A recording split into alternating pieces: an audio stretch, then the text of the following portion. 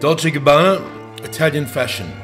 Arguably two of the most iconic figures in fashion, Domenico Dольче and Stefano Gabbanana, have been celebrating the glamour and culture of Italy through clothes since the 1980s. Often thematic and tongue-in-cheek, their collections transcend trends and are defined by opulent embellishments, retro femininity, and vibrant prints.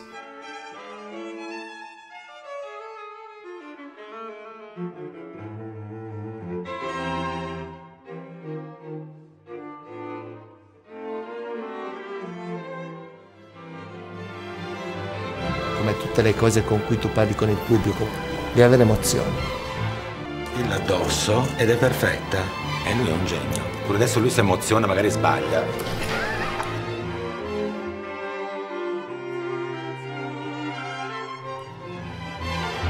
Io la chiamo affermazione e negazione, quindi è un continuo lavoro di confermare, affermare e negare e ricominciare.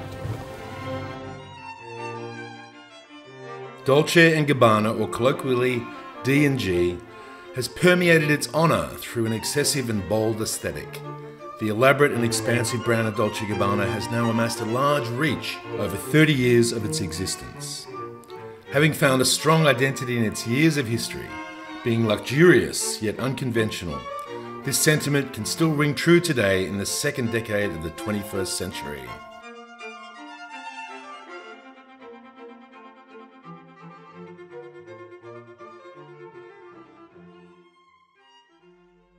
Founded by Domenico Dольче and Stefano Gabbana in the 1980s, the Dolce Gabbana joint venture was an unforeseen goldmine for the pair. Each were to become industry icons and influential fashion designers for many decades on end. Dolce Gabbana is a two-way venture, with each co-founder of the brand upholding their own intriguing and illuminating history. It's incredible. Make the clothes. For me, is the dream when you start to think the clothes and you have the clothes in the mind. And slowly, I love make just the sketch, non precise, and after when the clothes with the fabric come back. You know, there is a strange things, a strange magic moment from Domenico and I. When we talk a lot about fashion. We sketch, but we talk in the beginning. We decide about color, about mood. So I don't love when you have the sketch precise about the clothes or the rendering. With the no, but when we talk, during the same moment, we have the imagination about what you're talking about. This is good. After with the sketch, non precise, like this is the emotion sketch. After with the fabric, you make the clothes. The starting point is the same all the time because we love Italy, we love the Italian style. We love the femininity, we love the shape about and we love the masculinity, you know, because we love the two difference, you know. We try with this job to make the woman more beautiful. It was in the 79 or 80, I don't remember, and I'm looking for a job because I'm not fashion designer, I don't make a school for a fashion designer, I'm a graphic designer. And I would love fashion. And I asked the friends if he knows somebody to introduce me in some place to do fashion. So they give me the number about this designer, Italian designer, Giorgio Correggiari, and then I call him, and then the answer, Domenico picked up the telephone because the designer was not in the office. And he say, okay, you need to speak with the designer, and I'm just an assistant. So now, can I meet you before, because I would love to introduce the designer, and then I meet him in a club in Milan. So we worked together for 1 year and a half there, and I go to army, and I'm back, we start to work together, and it start the love affair too.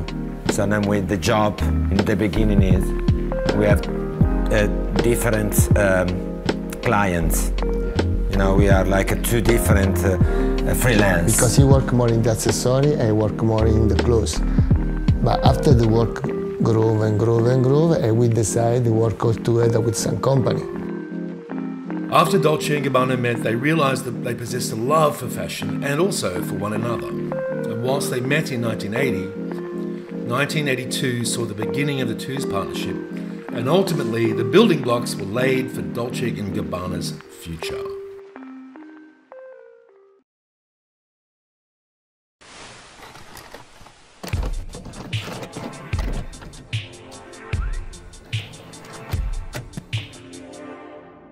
After a failed chance at landing Milan Fashion Week of 1984, 1985 had better prospects, and it saw Dolce & Gabbana's debut to the world. Wealthy financiers, investors had backed up their line and ultimately allowed them to gain exposure, although they were working in a minuscule studio situation. Their debut launched to much critical success and acclaim. Dolce & Gabbana launched their first collection of women's wear in 1986. It was titled Real Women. The collection was the first of many Italian cultural references, plucked and reformatted to create a modern fantasy ideal. All this story starts when you are a child, and your fantasy, it grew with you for the rest of your life. Dream, everything starts from the dream. You dream at young, your dream can change during your life, but everybody follow the love. So when did this... I love Sicily, I love Italy, I love fantasy. I take myself wherever you want to go. Real Women was a recollection of Italian heritage, cinema, and actual women's aspirations. Henceforth, Dolce & Gabbana's fashion lives and presence exploded. We love fashion, and the people love the fashion. The designer work for the customer, don't work just for the magazine or for yourself. If you love fashion, you give to the fashion all you love. What's the importance of the fairy tale? All the people want to dream.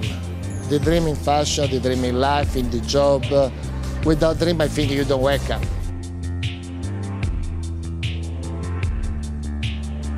Always woven into collections in their process were historical paths formed not only by their own classic Italian journey from south to north, but two sources of costuming, poverty and Italian ancient and modern history.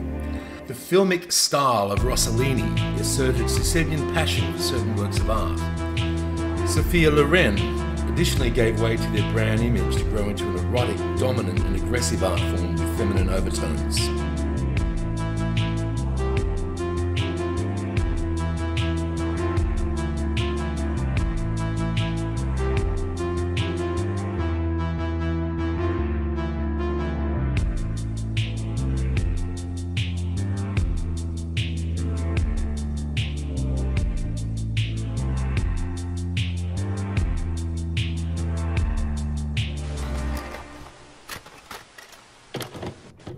In 1993, a testament to Dolce Gabbana's newfound fame arrived in the form of pop sensation Madonna noticing them. In New York, on the 17th Street and 7th Avenue, between 7 and 8, it was an Italian restaurant. I don't remember the name. She arrived dressed like a man with a basco because he worked It's the time at when the she time met with Dick Tracy. Dick Tracy. Now she arrived, so beautiful and totally wet. Then my God, Madonna. and because she was... for us it was the most big icon. She's already, because we have the same age more or less, and so now we start with her, but occasionally. But then you became great friends. Yes. Yes, of course. Soon. Yes, of course. Well, first of all, she make a lot of interviews, like you could ask, what you love, what you like, la la la la la la, and then, okay, I love you.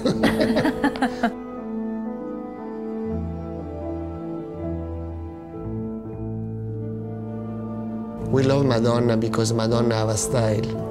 You recognize all the time Madonna because she changed but don't change. She have a precise style, and you recognize in the word Madonna style. Now we start with Madonna, and we develop with Whitney Houston, Tina Turner, and many, Kylie Minogue, and Ben Affleck, man, woman, pop star, movie star, many things. But for us, the most important thing is when we have a true relation. It's not a friendship. You know, it's different. When you have a contract, for example, we work with celebrities for a job too, like, you know, to like the makeup and fragrances. And this is a different job. The rest is different, you know, and it's much better when you pass, when you stay on weekend with Kylie Minogue, and you know, maybe you go out for dinner and you know she knows much better from us, and we know better from her. When she has something, we know what, you know, the taste. You know, it's very different. It's not a contract, it's a relationship.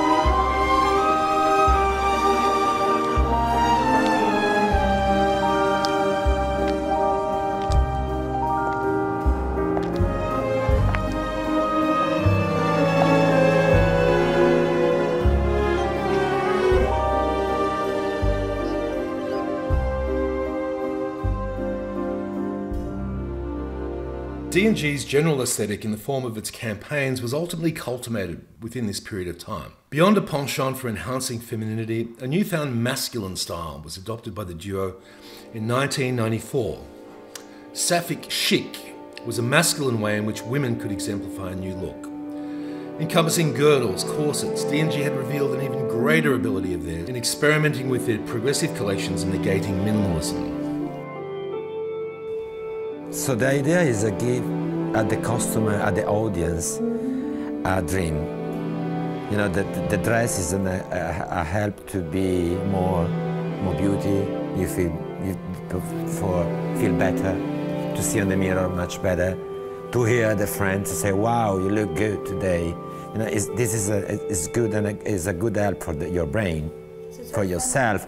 So now we respect the woman because we love women, very feminine and sexy. And the same is for men. This is the tradition about Dolce Gabbana. The tailor cut is, when you cut the clothes, it's very important you have respect for the body. And if you help with the nice balance, with the nice point, all the characteristics about the feminine body and the masculine body, this is the very tailor cut, and we love working the tailor way.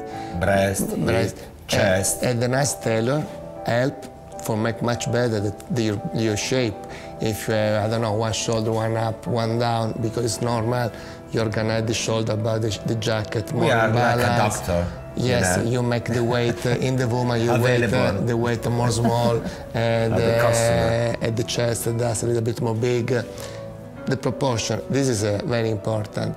And in this way, the shape about the body can be much beautiful for men and for women.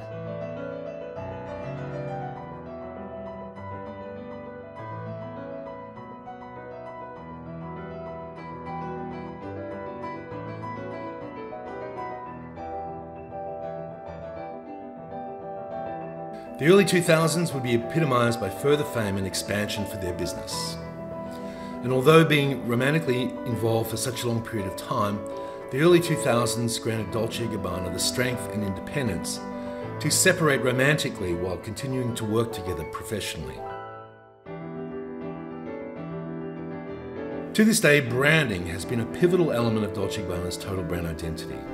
Having established themselves as a luxurious, internationally recognizable house, D&G's mass merchandising and expansive range of product is not their only key to success. Imperatively, the duo has maintained an advertising medium and style that suits the context of their luxurious history. We understand now, with the maturity, con la maturità, the people want about us the essence about Dolce Gabbana. It's the sense of family, the sense of Italian mood, because in a picture, by clothes, by campaign, you can feel food, you can feel art, you can feel love, you can feel family, you can feel the Italian typical sense of life, you know. And we take care, we love it this. We are like this.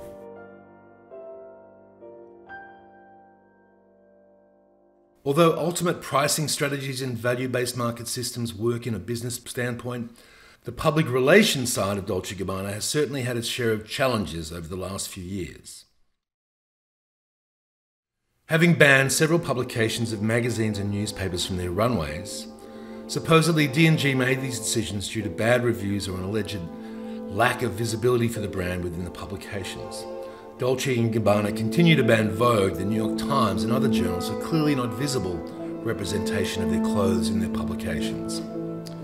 Fighting with the media is sometimes a dangerous pursuit. Il segreto del nostro successo lo devono dire poi in realtà gli altri, anzi in realtà bisognerebbe chiederlo al pubblico della strada, cioè superare i filtri, superare quelli che sono i giornalisti di moda, i compratori, perché poi tu alla fine comunichi con chi? Con il cliente finale, con la strada, è lui che decreta il tuo successo, nessun altro. Guarda, è una specie di mix, è un po' questa istintività che abbiamo nel fare le cose, un po' il divertimento e un po' il piacere che abbiamo noi di stare in mezzo alla gente, di vivere il quotidiano, le persone. Oggi questo giovani, meno giovani, i vari ceti sociali, nelle varie situazioni, ristoranti, strada, shopping, città, discoteche. Cioè renderti conto che comunque la vita va avanti e noi sì, ok, facciamo un bellissimo lavoro, viviamo in una prigione, come la chiamo io, dorata, però dobbiamo uscire da questa prigione dorata per capire esattamente la gente cosa vuole.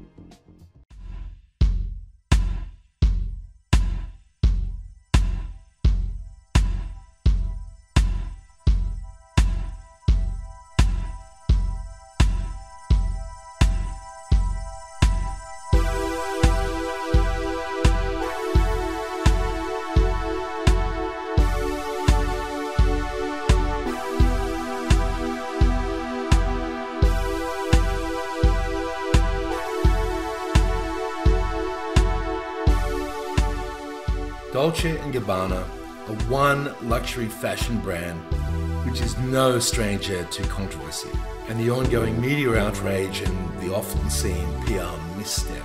And in that theme, let's count backwards to the most recent PR calamity and what happened following the release of a promotional campaign to herald the 2018 arrival of their big Shanghai runway show. And again, it was Stefano who put his designer foot right in it. 意式香炸甜卷儿，欢迎收看 Dolce Gabbana 起快吃饭第2集。今天我们要吃的是传统的西西里香炸甜卷儿。终于有一个尺寸不那么让人手足无措的食物了，这是不是太夸张了？来，拿起筷子，在手里整理成钳子的形状，夹起一根甜卷儿。对你们来说还是太大了吗？你们还可以把一根筷子插进甜卷里面，像这样吃，这会让你感觉自己身在意大利，不过你是在中国。Bravissimo！